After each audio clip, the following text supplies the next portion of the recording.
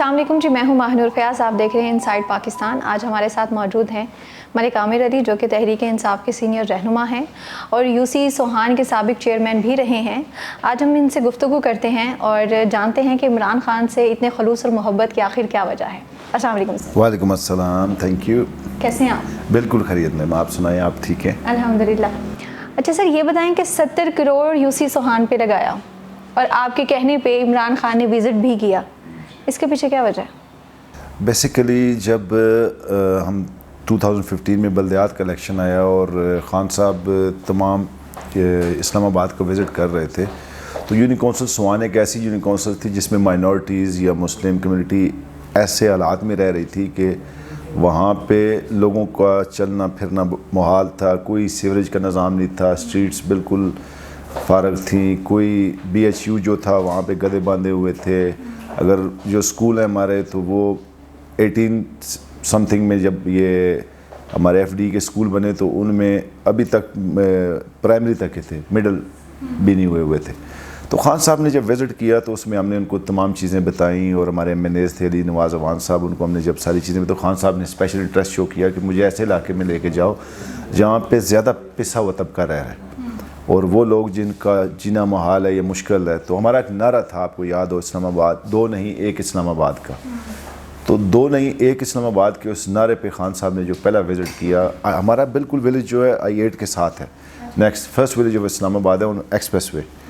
تو وہ ایک تو پہلا گاؤں ہے، دوسرا سب سے جو وہاں پہ حالات اور جو لوگوں کی تنگ دستی تھی وہ بہت زیادہ تھی. تو خان صاحب نے جب وزٹ کیا تو ماشاءاللہ اس کے بعد 70 نہیں آلموسٹ تقریباً 1 بلین تک وہاں پہ کام ہوئے ہیں اور سوہان کی ہسٹری میں اتنے کام نہیں ہوئے جتنے PTI کے دور میں کام ہوئے وہاں پہ. اچھا سر، یہ بتائیں کہ پولیس نے آپ پہ دھاوا بھی بولا تھا، پاکستان تحریک انصاف پہ بہت مشکل وقت بھی آیا ہے، بہت سے لوگ چھوڑ کے چلے گئے، لیکن آپ خان صاحب کے ساتھ ڈٹے رہے، اس کی کیا وجہ ہے؟ اس کی وجہ بیسیکلی خان صاحب کا جو نظریہ ہے یا جو سوچ ہے یا وہ جو ایک نظریہ لے کے آئے پاکستان کے لیے کہ ہم ایک تبدیلی لے کے آئیں. جو 70 سال سے اسٹیٹس کو ہے اس ملک میں، اسٹیٹس کو ختم ہونا چاہیے اور پاکستان میں جو ہماری یوتھ ہے ان کے لیے روزگار ہونا چاہیے. ہمارے جو پسا ہوا طبقہ ہے اس کو اوپر لے کے آئیں، نظام عدل بہتر ہو. یہاں پہ جو پاکستان میں ایک بھیڑ چال چل رہی ہے وہ ختم ہو، ادارے اپنے ایک حدود میں آئینی حدود میں رہ کے کام کریں. تو یہ ساری جو سوچ تھی خان صاحب کی، اس کو ہماری سپورٹ تھی اور ہم چاہتے تھے کہ پاکستان میں، کیونکہ ہم خود فارن میں رہے ہیں، فارن میں وہاں پہ ادارے اپنی آئینی حدود میں رہ کے کام کرتے ہیں اور وہ ایک بڑے زبردست طریقے سے لوگوں کے لیے وہاں پہ سہولیات اور اچھے لیجسلیشن کرتے ہیں. پر ہمارے ملک میں آپ دیکھ لیں کوئی لیجسلیشن نہیں ہے، کوئی کام نہیں ہوا. تو خان صاحب کا نظریہ ایسا تھا کہ جو اپیل کرتا تھا لوگوں کو، اور اسی نظریے کے ساتھ ہم نے سٹینڈ کیا. باقی دعویٰ پولیس، یہ تو آپ کو پتہ ہے جب آپ کسی بھی انقلاب کے لیے نکلتے ہیں، کسی بھی جب آپ سوچ لے کے آتے ہیں نئی اور ملک میں جب آپ نکلتے ہیں تو ان قوتوں کو تو تکلیف ہوتی ہے. تو یہ تو انڈرسٹوڈ بات ہے کہ اس نے ہونا تھا، تو ہم اس کے لیے تیار تھے اور ابھی بھی تیار ہیں ماشاءاللہ. اچھا سر، یہ بتائیں کہ خان صاحب نے بھی ایجوکیشن سسٹم پہ بہت زیادہ کام کیا ہے. آپ کا جو نظریہ تھا وہ یہ تھا کہ جو ہمارا ایک سسٹم چل رہا ہے کہ جو ایلیٹ کلاس کے بچے ہیں وہ بہت زیادہ اچھی ایجوکیشن لیتے ہیں اور جو غریب طبقہ ہے وہ غریب اسی لیے بھی رہ جاتا ہے کیونکہ ان کے پاس وہ ایجوکیشن نہیں ہوتی جو ایک ہمارے بڑے خاندان کے لوگوں کے بچوں کو مل رہی ہوتی ہے. لیکن جب بھی کوئی بھی ایشو ہوتا ہے تو سب سے پہلے ہمارے ایجوکیشن سسٹم کو بند کر دیا جاتا ہے، پورے ملک کے ایجوکیشن سسٹم کو بند کر دیا جاتا ہے، حالانکہ سارے ادارے کام کر رہے ہوتے ہیں. کووڈ آیا تو سب سے پہلے ہمارے ایجوکیشن سسٹم کو بند کیا اور ایک لمبے عرصے کے لیے بند کیا. حالانکہ پوری دنیا میں کووڈ آیا تھا، لیکن باقی بھی ہمارے اگر یورپین کنٹریز دیکھ لیں یا پھر ہمارے ہمسایہ ممالک دیکھ لیں، وہاں پہ جتنی بھی سیف سیکیورٹیز آپ کر سکتے تھے انہوں نے کی اور اپنے بچوں کو ایجوکیشن سسٹم کی طرف سے نہیں روکا. لیکن ہمارے ہاں ایک المیہ ہے یا ایک ریزن ہے کہ جب بھی کوئی بھی ایشو ہوگا تو سب سے پہلے اسکولز بند کر دیے جائیں گے. آپ کو نہیں لگتا کہ اس میں بچوں کی بہت زیادہ نقصان؟ اصل میں کووڈ ایک اسپیشل کیس تھا پوری دنیا میں اور پوری دنیا میں لاک ڈاؤن ہوا. خان صاحب نے تو پھر بھی جو اسمارٹ لاک ڈاؤن دنیا میں انٹروڈیوس کرایا اس کو پوری دنیا نے فالو بھی کیا. مشکل حالات میں رہ کے بھی انہوں نے کوشش کی کہ ہمارے لوگوں کی جو آمدنی ہے یا جو مزدور کار طبقہ ہے ان کی جو ہے نا گھریلو معاملات میں فرق نہ پڑے. رہی بات ایجوکیشن کی، دیکھیں جو ہماری کنٹری ہے اور جو باقی یورپینز ہیں یا امریکنز ہیں یا جو ایسے ممالک ہیں جن کے پاس وسائل ہیں، انہوں نے تو مینیج کر لیا، آن لائن ایجوکیشن پہ چلے گئے وہ. آن لائن کے بعد انہوں نے کوشش کی کہ ہمارے بچے جو ہیں ان کی کلاسز ہوں. جہاں پہ انہوں نے سمجھا کہ آن لائن سسٹم نہیں ہے، وہاں پہ انہوں نے ٹیچرز کو ایک پراپرلی مینیج کر کے ایک ٹیمیں تشکیل دی، اور ولیجز جو تھے ادھر جا کے انہوں نے مختلف جگہوں پہ مختلف مقام بنا کے SOPs کو فالو کر کے وہاں پہ ایجوکیشن انہوں نے جاری رکھی. ہمارے پاس تو وسائل ہی نہیں پاکستان میں. ہمارا یہ المیہ ہے کہ FDE میں 300 روپیہ بھی فیس ہو یا 400 روپیہ بھی، جو فیڈرل ڈائریکٹریٹ ہماری، میں اپنے اسلام آباد کی بات کر رہا ہوں جو ہماری گورنمنٹ اسکول ہے، وہاں پہ بھی لوگ بچوں کو داخل کرا کے سوچتے ہیں کہ ہم فیس کس طرح دیں گے. غربت اتنی ہے. اور جو پرائیویٹ سکولز ہیں آپ کو پتہ ہے ان کی فیسز اتنی ہائی ہیں، اتنا بڑا ان کا ایک جو سسٹم ہے کہ جس میں عام بندہ تو پڑھا ہی نہیں سکتا بچے. تو پاکستان میں تو زیادہ جو لوگ ہیں 60% 70% تو لوگ وہ جو پاورٹی لائن سے نیچے ہیں، تو وہ کس طرح افورڈ کرتے. بہرحال خان صاحب نے، تحریک انصاف نے کوشش کی کہ اس وقت بھی کہ ایجوکیشن بچوں کو جو ہے وہ کسی طریقے سے اسمارٹ لاک ڈاؤن کی طرف جا کے اور پھر اسکول کو کم سے کم ٹائم کے لیے بند کر کے کوشش کی ہماری گورنمنٹ نے کہ بہتر سے بہتر طریقہ لایا جا سکے، جو کہ ہمارے پاس جتنے محدود وسائل تھے اس کو مد نظر رکھ کے کوشش کی گئی. سر ویسے تو کہتے ہیں کہ پاکستان لامحدود وسائل کا ملک ہے، تو ہماری ایجوکیشن کے لیے اتنا کم بجٹ کیوں الوکیٹ ہوتا ہے؟ پرائرٹی نہیں ہے نا میم، پرائرٹی نہیں ہے، کیونکہ ہم اور چیزوں پہ زیادہ غور و خوض کرتے ہیں. سڑکیں بنا دیں، گلیاں بنا دیں. جو ہمارے پرانے لیڈرز ہیں، میں لیڈر تو نہیں کو ٹھیکیدار کہوں گا جی، موٹر وے بنا دی ہم نے لیز پہ.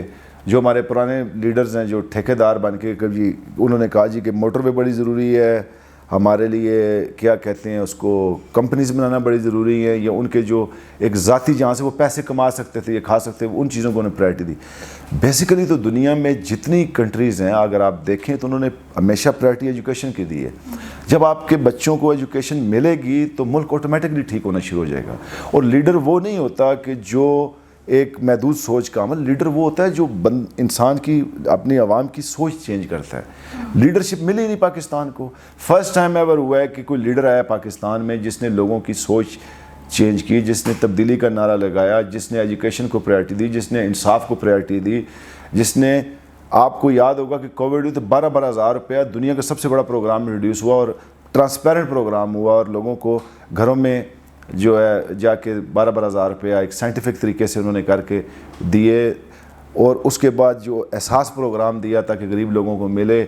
آپ نے دیکھا ہوگا کہ پاکستان میں first time health card introduce ہوا، ایسا زبردست طریقے سے خان صاحب نے دیا کہ لوگوں کو ہیلتھ کے حوالے سے جو ہے کہ جو غریب انسان اپنے ساری زندگی کی جمع پونجی رکھتے ہیں، ان کے بیچاروں کے اوپر کوئی ایسا مسئلہ آ جائے تو وہ کچھ نہیں کر سکتے، گھر بیچ کے لوگ علاج کراتے تھے. تو فرسٹ ٹائم ہوا کہ خان صاحب نے لوگوں کے ID کارڈز پہ، ان کے نمبر پہ 10-10 لاکھ روپے رکھ دیے کہ چلو غریب لوگ علاج کرا سکیں. تو یہ چیزیں جو لیڈرشپ ہے یہ بڑی ضروری ہوتی ہے. اور ہمارے یہاں پہ جو بھی لیڈر آتا ہے جب وہ عوام کی بات کرتا ہے، جب وہ عوام کی پرائرٹی کی طرف جاتا ہے تو اس بیچارے کو جیل میں ڈال دیا جاتا ہے یا اس کو بالکل دیوار کے ساتھ لگانے کی کوشش کی جاتی ہے. بہرحال اس دفعہ عوام ایجوکیٹ ہے، سوشل میڈیا کا دور ہے. خان صاحب صرف پاکستان کے لیڈر نہیں ہیں، آپ ورلڈ وائڈ پوری دنیا چلے جائیں. میں کہتا ہوں پاکستانی کو تو چھوڑیں، آپ عربینز میں چلے جائیں، آپ جو ہمارے انگریز لوگ ہیں ان میں چلے جائیں، افریقنز میں چلے جائیں. Imran Khan well known personality ہے. تو انشاءاللہ مجھے امید ہے اللہ سے کہ یہ لیڈر دوبارہ آئے گا اور پاکستان کی محرومیاں دور ہوں گی.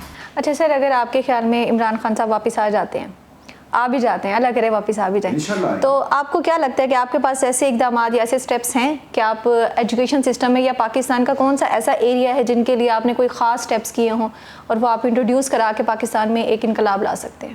دیکھیں جی، سب سے پہلے تو میں آپ کو اسلام آباد کی مثال دیتا ہوں. دو نہیں، ایک اسلام آباد کا جو نظریہ تھا اس پہ ہماری پارٹی نے من و من پراپرلی کام کیا. ہم نے MCI میٹروپولیٹن کارپوریشن کو کوشش کی کہ ہم لے کے آئیں، عوامی جو بلدیاتی نمائندے ہیں ان کو ہم امپاورمنٹ دیں، ان کے لیے نئی لیجسلیشن کی جو کہ بعد میں نون نے توڑ دی اور خراب کیا. آپ دیکھ لیں ہم نے کیا کیا ایجوکیشن کے سسٹم کو بہتر کرنے کے لیے. سلیبس خان صاحب نے چینج کر کے اسلامی تعلیمات کے لیے انہوں نے انڈورسمنٹ کروائی. انہوں نے کوشش کی کہ جو ایجوکیشن کا سسٹم ہو وہ سینٹرلائز ہو اور پورے پاکستان میں یکساں نصاب ہو اور سب کو تعلیم جو ہے. سب سے پہلے فرسٹ ٹائم خان صاحب نے اسکول کے بچوں کو تو چھوڑیں آپ, جو مدرسے کے بچے تھے ان کے لیے بجٹ مختص کیا, اور یہ بہت بڑا ریولوشن ہے. اگر آپ دیکھیں تو مدرسوں کے بچوں کے لیے انہوں نے اسپیشل فنڈز مختص کیے کہ یہ بچے بھی ہمارے بچے ہیں, ان کو بھی دنیاوی تعلیم ساتھ ساتھ ملنی چاہیے, ان کو بھی بہتر سہولیات دینی چاہیے تاکہ یہ لوگ بھی اوپر آئیں. یہ غریب کے بچے جو نہیں افورڈ کر سکتے ان کو بھی کچھ نالج ہو اور یہ بھی پاکستان کے لیے بہتر مستقبل کے لیے کام کر سکیں. یہ بہت بڑا ریولوشن تھا اور بہت بڑا انقلاب تھا ایجوکیشن میں. خان صاحب نے کی جو سوچ تھی, اس کے بعد خان صاحب نے اپنے دور میں تعلیم کے لیے بجٹ بڑھایا اور اسکولوں کو اپ گریڈ کرایا. 24 نئے اسکول ہمارے دور میں, تینوں حلقوں کے لیے 8 اسکول ہم نے مختص کیے. مرگلا ٹاؤن میں بن رہا ہے اسکول, بارکو میں رورل بیلٹ میں بن رہا ہے اسکول, F11 والی سائڈ پہ ایک اسکول بن رہا ہے. یہ جو ہمارا جس حلقے میں ہم بیٹھے ہوئے 48 جس کو آپ کہتے ہیں, اس کے رورل بیلٹ میں 2-3-4 نئے جو ماڈل اسکولز ہیں وہ انٹروڈیوس کرائے رورل بیلٹ کے لیے تاکہ دیہات کے بچوں کے لیے بھی ایجوکیشن بہتر ہو.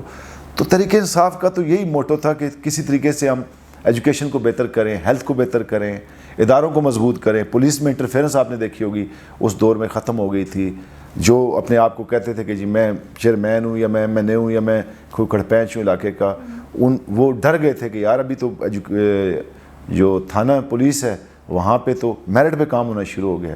ہم نے کوشش کی کہ ان لوگوں کو بھی ساتھ ساتھ چلایا جائے اور کوئی بہتری لائی جائے نظام میں. تو بہرحال ابھی بہت کچھ کرنے کی ضرورت ہے, بہت چیزیں ضرورت ہیں پاکستان میں, اور میں سمجھتا ہوں کہ یہ لیک آف لیڈرشپ ہے, لیڈرشپ کے بغیر یہ کام ہو نہیں سکتا. سر آپ کو نہیں لگتا کہ اگر ہم ایک پارٹی کو اس کا جو ڈیوریشن ہے کمپلیٹ کرنے دیں تو شاید پاکستان میں تھوڑا چینج آ جائے؟ کیونکہ ہم جیسے خان صاحب آئے, ہم نے ان کا ڈیوریشن ان کو کمپلیٹ ہی نہیں کرنے دیا, اور ہم یہ چاہتے تھے کہ وہ جیسے آئے انقلاب آ جائے, چینج آ جائے, جو وعدے کیے گئے ہیں وہ فوراً سے پورے ہو جائیں. تو جب ہم ایک ڈیوریشن ہے اس کو پورا ہی نہیں کرنے دیں گے, اس سے پہلے اس چیز کا خاتمہ کر دیں گے, تو وہ چینجنگز آ سکتی ہیں جو ہم ایکسپیکٹ کر رہے ہوتے ہیں پارٹی سے. دیکھیں پھر وہی بات آ جاتی ہے. کبھی آپ نے سوچا تھا کہ کوئی انسان درختوں کے بارے میں بھی سوچے گا کہ ہیومن آکسیجن کی ضرورت ہے اور پلانٹیشن کرنی چاہیے؟ خان صاحب نے وہ بھی کیا. کبھی آپ نے سوچا تھا کہ کوئی ایسا لیڈر بھی پاکستان میں آئے گا جو جا کے پوری دنیا کی آنکھوں میں آنکھیں ڈال کے بات کرے گا اور بولے گا کہ نبی صلی اللہ علیہ وسلم ہمارے دل کے قریب ہیں اور ان کو اگر آپ ہرٹ کریں گے یا کوئی بات کریں گے تو ہمارے دل کو ہرٹ ہوگا؟ اور انہوں نے جا کے بات کی جب خان صاحب نے پوری دنیا کے سامنے, تو وہ ابھی آپ کو پتہ ہے وہ اسلاموفوبیا ڈے بھی جو میں مناتے ہیں وہ بھی پوری دنیا میں فرسٹ ٹائم کیا. اس دن میں رشین کا انٹرویو سن رہا تھا, ولادیمیر پوٹن صاحب کا, وہ بھی کہہ رہے تھے کہ نہیں اسکارف ٹھیک ہے, اسلامک جو کلچر ہے وہ ٹھیک ہے. تو خان صاحب کی وائس تو بڑی لاؤڈ تھی, وہ تو پوری دنیا میں جب کوئی بات کرتے تھے یا کوئی کہتے ہیں تو وہ بڑے لوگ غور سے سنتے ہیں کہ یار کوئی بندہ بات کر رہا ہے. شوکت خانم آپ دیکھ لیں, پاکستان میں ایک یونیک میں سمجھتا ہوں عجوبہ ہے پاکستان کے لیے, جہاں پہ بالکل میرٹ پہ علاج ہوتا ہے اور میرٹ پہ چیزوں کو دیکھا جاتا ہے.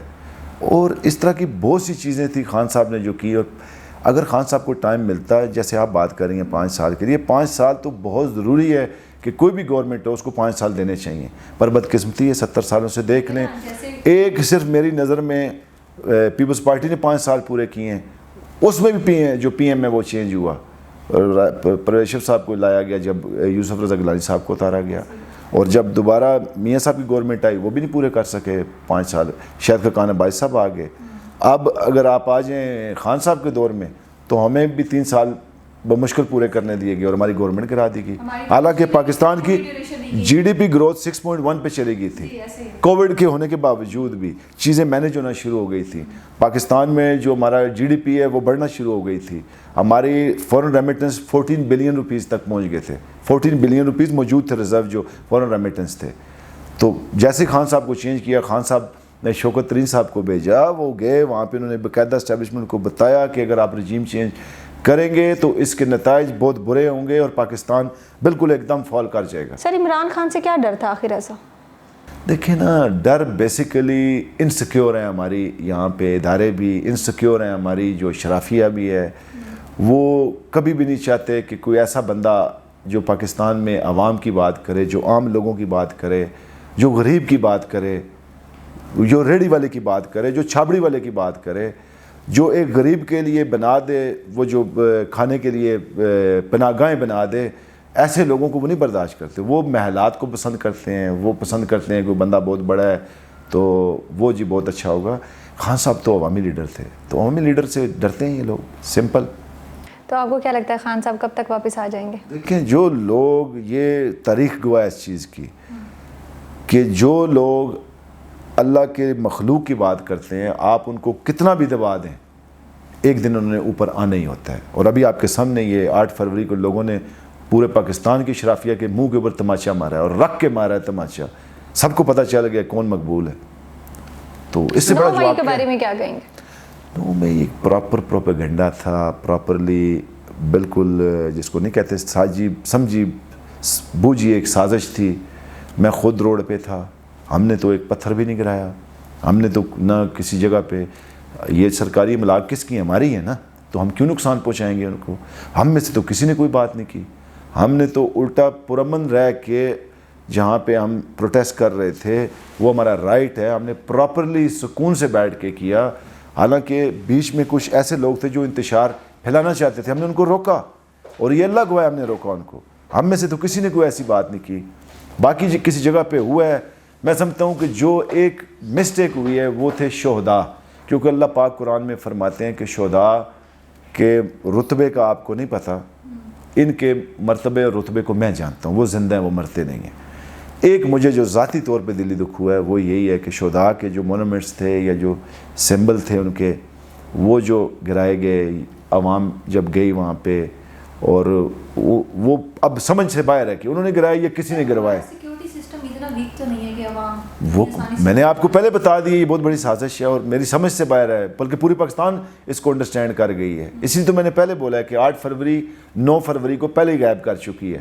اگر آپ سوچیں تو اگر 8 فروری کو عوام نے خان پہ اعتماد کا اظہار کیا ہے تو کوئی یہاں پہ خدا تو ہے نہیں ہے ہمارے ہاں. تو اگر ایک لیڈر کوئی بھی, اگر ایک پارٹی کا کوئی چھوٹا سے چھوٹا بھی ڈیزینیشن پہ بیٹھا ہے اور وہ وزٹ کے لیے کسی بھی علاقے میں گیا ہے, تو وہاں تو سارا کچھ بند ہو جاتا ہے. وزٹ پہ جا رہا ہے, سب کچھ بند ہو جاتا ہے. تو ایک اتنی امپورٹنٹ جگہ پہ کیسے کچھ ہو سکتا ہے؟ دیکھیں بہت بڑا لیب کیا گیا وہاں پہ, سیکیورٹی کو بالکل سمجھ سے باہر ہے. وہاں پہ پرندہ نہیں پر مار سکتا, تو لوگ کیسے جائیں گے؟ حالانکہ یاسمین راشد کی آپ نے ویڈیو دیکھی ہوگی, وہ منع بھی کر رہی تھی. یہ آواز کسی نے نہیں سنی. اب جو ہمارے ادارے ہیں, کیا ان کو یہ آواز نہیں آ رہی کہ وہ کیا کہہ رہی تھی؟ وہ یہی کہہ رہی تھی کہ بھائی اس سے آگے نہیں جانا, اس سے آگے نہیں جانا. وہ روک رہی تھی, بٹ بیچ میں چند ایسے لوگ ڈالے گئے, کچھ ایسا کچھ ہوا جس سے یہ کریٹ کیا گیا. پھر آگے کوئی تھا ہی نہیں روکنے والا ان کو. سر خان صاحب پہ جب حملہ ہوا تھا اس کے بارے میں بڑے پروپیگنڈے ہوئے تھے کہ خود کروایا گیا ہے, اس کے بارے میں کیا کہتے ہیں آپ؟ گولی سیدھی لگی تو پاؤں میں کیسی لگی, کہیں اور بھی لگ سکتی تھی, وہ کیسے ہو گیا اور کیسے, کیا سین تھا اس کے پیچھے؟ دیکھیں زندگی اور موت نا اللہ کے ہاتھ میں ہے. ایک پلان جو ہوتا ہے انسان کا ہوتا ہے, ایک میرے رب کا ہوتا ہے. جب انسان کو اللہ تعالیٰ نے زندگی دینی ہوتی ہے نا, تو پوری دنیا کی کائنات کے سارے طاقتور اگر ایک ہو جائیں نا تو وہ کچھ نہیں کر سکتے. اس کی مثال اللہ پاک نے قرآن میں آپ کو دی ہوئی ہے کہ فرعون پوری اس وقت اسٹیٹ کا خدا بنا ہوا تھا, پر اللہ پاک نے موسیٰ کو اس کے گھر میں بڑا کیا. تو اللہ کی ذات بہت بڑی ہے. یہ ویسے ایک پروپیگنڈے ہیں کہ اگر ادھر لگی ہے تو گولی لگی ہے نا, کوئی ان کو یہ تو نہیں ہوا کہ انہوں نے خود کٹ لگایا ہے, کسی نے گولی تو ماری ہے. اگر اتنی بڑی سازش خان صاحب نے خود کی ہے, تو جس نے جا کے خود ہی بیان دے کے خود ہی پکڑا گیا, خود ہی اس نے کہا جی کہ خان صاحب نے یہ بات کی اس لیے میں نے فائر مارا, تو لے کے آئے نا اس کو, اس پہ کمیشن بٹھائے نا. خان صاحب تو کسی اور پہ FIR کرانا چاہتے تھے, وہ کیوں نہیں ہوئی؟ تو یہیں سے اندازہ ہو جاتا ہے کہ کیا اصل ہے اور کیا نقل ہے. عوام کا تو یہ بھی کہنا ہے کہ گولی لگی تو وہ پاس سے کیسے گزر گئی بھائی, حالانکہ وہ پوزیشن بھی چینج تھی اور گولی کی پوزیشن جو ہے وہ چینج تھی. دیکھیں خان صاحب جب اوپر کنٹینر کے تھے, گزر رہے تھے, پہلا جب فائر ہوا تو اسی وقت وہ نیچے ہوئے لوگ, سیکنڈ فائر ہوا تو خان صاحب سائڈ پہ ہوئے, تو آواز تو گولی کی آ گئی. وہاں پہ لوگ بہت تھے, جمع غفیر تھا. جمع غفیر میں جس نے یہ فائر کیا وہ بھی آسان تو نہیں تھا اس کے لیے بھی بلٹ چلانا, تو وہ جلد بازی میں مسٹیک ہوگی. ورنہ تو خان صاحب کو اللہ نے زندگی دی ہے, بچ گئے, ورنہ انہوں نے کوشش تو پوری تھی. کو ہر معاملات میں دخل انداز کیا جاتا ہے, ان پہ بھی کافی کیسز ہیں, تو خان صاحب کی اہلیہ تو کبھی عوام میں آئی نہیں ہے, کبھی نظر ہی نہیں آئی, کبھی سوشل میڈیا پہ بھی نہیں آئی, تو آپ کو کیا لگتا ہے کہ وہ بھی کسی نہ کسی چیز میں انوالو تھی؟ یہ وہی پرانا ڈرامہ ہے, وہی پرانی اسکرپٹ ہے جو 70 سال سے چل رہی ہے, تو بس بلیک میل کرنے کے لیے کیا جاتا ہے. پر خان صاحب بلیک میل نہیں ہوں گے, ان کو پتہ ہے کچھ بھی انہوں نے نہیں کیا, کوئی مسئلہ نہیں ہے. اللہ ہمارا جو پاکستانی سسٹم ہے, اگر میل نہ پکڑا جائے تو فیمیل کو پکڑو, میل خود ہی آ جائے گا, کیونکہ وہ میل جو ہے وہ اپنی فیمیل پہ بڑا کانشیس ہوتا ہے, تو وہ اس کو پکڑو تو فیمیل جو ہے وہ فیمیل کو پکڑو, میل خود ہی جو ہے وہ پکڑا جائے گا. وہی والی صحیح کیا, وہی ہے 70 سال پرانا جو چلا. پیپلز پارٹی کیوں چھوڑی تھی سر؟ دیکھیں, پیپلز پارٹی جب اپنے نظریے سے ہٹ گئی, جب بے نظیر شہید ہوئی, اس کے بعد 2013 کے الیکشن سے پہلے ہم سب, میں جنرل سیکرٹری تھا پیپلز پارٹی کا اسلام آباد کا, تو ورکرز میں مایوسی اور وہ جو نظریہ تھا بھٹو صاحب کا, جب اس سے پیپلز پارٹی پیچھے ہوئی تو تقریباً زیادہ میجورٹی پیپلز پارٹی کے لوگوں نے پھر خان صاحب کے نظریے کو فالو کیا, کیونکہ بھٹو کا نظریہ لے کے آگے اگر اس دور میں کوئی جا رہا ہے تو وہ خان صاحب ہیں. یہ اکٹھی کیسے ہو گئی ہے ساری پارٹیز؟ پیپلز پارٹی کے دور میں تو سب سے زیادہ مخالف ہی نون لیگ تھی. یہ دیکھیں جب آپ کو پتہ چل جائے نا, جو پہلے باریاں تھیں, یہ ملے ہوئے تھے. خان صاحب نے بہت پہلے کہا تھا کہ جب میں ان پہ ہاتھ رکھوں گا تو یہ مل جائیں گے سارے. تو جب خان صاحب نے ان کے خلاف ان کے کیس, ابھی آپ دیکھ لیں دبئی لیکس آیا, تو پاکستانی عوام کو مبارک. یہ سوال کرنا ہے کہ اس میں سارے آلموسٹ سارے سیاستدان ہیں, اور عمران خان کا نام نہیں ہے, اور وہی پرانے سیاستدان ہیں جن کے خلاف خان صاحب کہہ رہے تھے کہ کرپٹ ہیں, یہ جو اپنی دولت بار لے کے جاتے ہیں اور وہاں پہ بھاگ جاتے ہیں, یہ اگر لے کے ہیں تو پاکستان. خان صاحب تو یہی چاہ رہے تھے, اور جنہوں نے ان کو سپورٹ کیا, ان کے کیس معاف کرائے, جو بھی کام کیا گیا وہ سب کے سامنے ہے. اللہ کی لاٹھی بڑی بے واز ہے, اوپر سے یہ دبئی لیکس آ گئی, پھر وہاں کے سامنے سارا کچھ آ گیا, تو اب اس کو آپ کیسے چھپائیں گے؟ تو بیسیکلی جو پی ٹی آئی کو جوائن کرنے کا مقصد تھا وہ بھٹو کا نظریہ تھا, وہ خان صاحب نے فالو کیا, اور ہم اسی نظریے پہ آج تک قائم ہیں. سر آپ بھی کافی بار اریسٹ ہو چکے ہیں, اور 9 مئی کے بعد بھی آپ پہ پولیس نے دھاوا آپ کے گھر پہ باندھا تھا, تو آپ اس کے بارے میں کیا کہتے ہیں؟ کیسے حالات تھے, کیسا آپ کو ٹریٹ کیا گیا تھا, اور کتنے دن بعد آپ کو چھوڑا گیا تھا, اور آپ سے پوچھا کیا کیا گیا تھا؟ دیکھیں جی, 9 مئی سے پہلے جب ہم, میں, علی بھائی, علی وان صاحب تھے, عامر مغل صاحب تھے, ہمارے خیر ساری کارکنان روپوش تھے, کوئی ادھر بھاگا ہوا تھا, کوئی ادھر بھاگا ہوا تھا, عزت بچا رہے تھے. ہم پکڑے گئے بیٹل سے, تو جب ہم پکڑے گئے تو پھر آپ کو پتہ ہے یہ لے جاتے ہیں, ہمارے آنکھوں کے اوپر پٹی ہوتی ہے, منہ کے اوپر غلاف ہوتا ہے, ہتھکڑیاں ہوتی ہیں, پتہ ہی نہیں ہے کہاں لے کے جا رہے ہیں, کون لے کے جا رہا ہے, اور کہاں پہ بند کرتے ہیں, بندے کو کچھ پتہ نہیں ہوتا. ایک بس چھوٹی سی وہ 6x8 کی وہ کمرہ ہوتا ہے, اور ایک بلب ہوتا ہے دن رات لگا, اور آپ وہاں پہ مطلب پابند سلاسل ہوتے ہیں, آپ کو کچھ سمجھ نہیں ہوتی کہاں پہ. تو وہاں پہ مشکل ٹائم تھا پارٹی کے لیے, نظریے کے لیے. کوشش کی ہم کہ ثابت قدم رہیں, تو اللہ کا شکر ہے کہ وہاں پہ ہمارے اوپر بہت سوالات ہوئے, جوابات ہوئے, پارٹی کے حوالے سے کہا گیا, پر کوشش کی کہ ثابت قدم رہیں, تو اللہ نے ثابت قدم رکھا. باقی جو ابھی آپ بات کر رہی ہیں 9 مئی کو جو دوبارہ انہوں نے کریک ڈاؤن کیا, وہ بیسیکلی 9 مئی کے حوالے سے تھا کہ لوگ باہر نہ نکل سکیں, لوگ خان کے لیے آواز بلند نہ کر سکیں, اور اپنا پروٹیسٹ نہ ریکارڈ کر سکیں, کیونکہ ہم تو اس کو 9 مئی کو بلیک ڈے سمجھتے ہیں. پاکستان میں یہ بہت بڑا ایک ایسا واقعہ ہوا ہے کہ جس کو نہ ہم سمجھ رہے ہیں اور نہ کوئی اور سمجھ رہا ہے, اور جنہوں نے یہ کیا ہے یا جنہوں نے کروایا ہے, یا جو پیچھے, میں تو یہ پاکستان کو بھی نہیں سمجھتا, میں تو سمجھتا ہوں کہ انٹرنیشنلی اس کے پیچھے ہاتھ ہیں ایسے ملکوں کے جو نہیں چاہ رہے پاکستان ترقی کر سکے, کیونکہ پاکستان کو یہ چلنے نہیں دیا جا رہا 70 سال سے. آج تک پاکستان کے لوگوں کے حوالے ہوئے ہی نہیں ہیں, جو میری ایک سوچ ہے. اگر دیکھیں نا, آپ جو ریاست ہوتی ہے وہ عوام کے مجموعے پہ ہوتی ہے, اور عوام کا مجموعہ جب کوئی رائے دیتا ہے تو ریاست اس کا احترام کرتی ہے. آج تک مجھے بتائیں کون سا مینڈیٹ کا احترام ہوا ہے پاکستان میں؟ تمام لیڈرز نعرہ مار چکے ہیں ووٹ کو عزت دو, کسی نے کیا کہا, کسی نے کیا کہا, بیچارے تھک ہار کے بیٹھ گئے. ایک واحد لیڈر اگر ابھی تک ڈٹا ہوا ہے تو وہ تو عمران خان ہے, جو کہہ رہا ہے عوام کی رائے کو عزت دو. یہ شرعی میں طریقے سے بھی جائیں آپ, دنیاوی طریقے سے بھی جائیں, تو دنیا میں اس سے جدید طریقہ کوئی نہیں ووٹنگ سے کے علاوہ جو انٹروڈیوس کرایا جائے اس دنیا میں. واحد ایک ووٹ ہے جس کے ذریعے آپ کہتے ہیں کہ جی یہ ہماری رائے ہے کہ یہ بندہ آگے ہونا چاہیے یا اس لیڈرشپ کو ہم فالو کرتے ہیں. تو یہ تو پاکستان میں عوام کی رائے کا احترام ہے ہی نہیں ہے.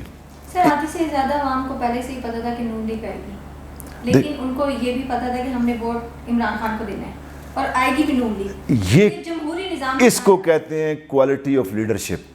دیکھو لوگوں کے مائنڈ سیٹ چینج کرنا اور ایجوکیٹ کرنا یہی کوالٹی آف لیڈرشپ ہے. اور خان صاحب نے اتنی ایجوکیشن دی ہماری عوام کو اور اپنی لیڈرشپ کوالٹی سے اتنے لوگوں کو امپریس کیا کہ لوگوں کو پہلے ہی پتہ تھا, اویئرنیس تھی نا کہ بھائی ہمارے ساتھ یہ ہوگا پر ہم نے یہ کرنا ہے. آپ دیکھیں سمبل ہمارے لے لی گئے, پارٹی کا جھنڈا ختم ہو گیا, پارٹی کے جو ہمارے لوگ تھے ان کو کمپین نہیں کرنے دی گئی. ایم این ایز کو تو چھوڑے, ورکرز نہیں کر سکتے تھے, چھاپے پڑتے تھے, لوگوں کو پکڑا جاتا تھا. پر پھر بھی ماشاءاللہ اور شکر الحمدللہ عوام ایک باشعور عوام ہے پاکستان کی, جنہوں نے جا کے بینگن, ٹماٹر, آلو, پیاز کو جا کے ڈھونڈ کے ووٹ دیا اور تحریک انصاف کو کامیاب کیا. اور ان کے منہ پہ میں بتاؤں آپ کو اس سے بڑا تماشا نہیں ہے, اس سے بڑا تماشا نہیں ہوتا. فیصلہ کرتے کرتے اتنے لگا اور ان کو پھر بھی شرم نہیں آ رہی کہ ابھی بھی یہ سمجھ جائیں, ابھی بھی یہ چیزیں اگر انڈرسٹینڈ کر دی جائیں تو ادارے ہمارے اپنے ہیں, جو ہمارے اداروں میں لوگ بیٹھے ہیں وہ اپنے ہیں, وہ ہم میں سے ہی ہیں نا, ہم ان میں سے ہیں. ابھی بھی اگر ہم سوچ لیں, بڑا وہ نہیں ہوتا جو عمر سے بڑا ہو یا عہدے سے بڑا ہو, بڑا وہ انسان ہوتا ہے جس کی سوچ بڑی ہو, جو درگزر کرنے والا, جو معاف کرنے والا ہو, جو اپنے ذات سے باہر نکل کے یہ چیزیں سوچتا ہے کہ میں نے اپنی ذات کو نہیں سوچنا, میں نے حالات کو دیکھ کے فیصلہ کرنا ہے اور ان کے مطابق لوگوں کی رائے کا احترام کرنا ہے. اگر یہ اس طرح کے فیصلے پاکستان میں شروع کر دیں یہ سارے, تو میں سمجھتا ہوں کہ پاکستان میں کسی چیز کی کمی نہیں ہے. انشاءاللہ بہت جلد پاکستان دنیا میں اپنا نام بھی پیدا کر لے گا اور ایک مقام بھی پیدا کر لے گا.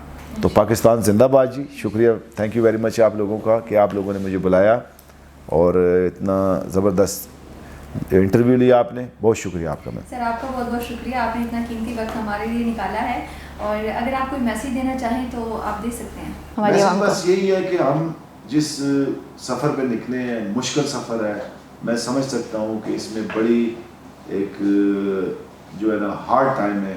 اور میں آپ کو ایک بات بتا دوں, اس وقت بھی جب یزید نے امام حسین کو کہا کہ میں نہیں مانتا, میری آپ تابع ہو جائیں, اور زبردستی کی اور ان کے ساتھ ظلم کیا گیا اور یہاں تک کہ بچوں کو بھی شہید کیا گیا, تو اس وقت بھی یہ ہم لوگوں کے لیے میسیج تھا جو آج کے لوگ ہیں کہ آپ نے جھکنا نہیں, آپ نے ڈرنا نہیں, آپ کسی کے غلام نہیں ہیں, آپ نے حق کا ساتھ دینا ہے. اور یہی اللہ کا حکم ہے کہ حق کے ساتھ کھڑے رہیں گے تو اللہ کی مدد شامل حال ہو جائے گی. اور مجھے امید ہے اللہ سے کہ انشاءاللہ جس طرح یہ ایک دور چل رہا ہے, آپ دیکھیں گے کہ بہت جلد فتح عوام کی ہوگی انشاءاللہ. جی بہت شکریہ آپ کا. امید ہے آپ سب کو آج کا پروگرام بہت اچھا لگا ہوگا اور بہت سی چیزیں آپ کو سیکھنے کو بھی ملی ہوں گی. اگلے پروگرام میں پھر حاضر ہوں گے, تب تک کے لیے مجھے دیجیے اجازت. اللہ حافظ.